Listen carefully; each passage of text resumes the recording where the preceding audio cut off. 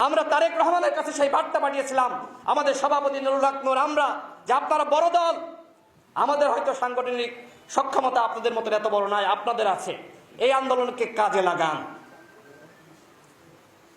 আমরা যারা নেতৃত্ব দিয়েছে ঢাকা বিশ্ববিদ্যালয়ে, আমাদেরই জুনিয়র, আমরা একসাথে 18 সালে আন্দোলন করেছি, ডাকসু নির্বাচন করেছি, তারা আমাদের সাথে একসাথে রাজনীতি করেছে।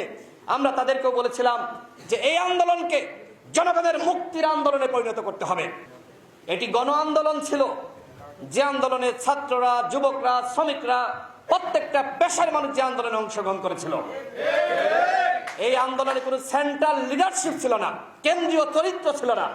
এই আন্দোলনে প্রত্যেকে যে যার জায়গা থেকে নেতৃত্ব দিয়েছে। সুতরাং আজকে যদি কেউ দাবি করে আমি এই আন্দোলনের নেতা, আমি সব করেছি, আমাদের নেতৃত্বে সব হয়েছে, তাহলে তারাও সেই আওয়ামী চেতনার স্টাইলে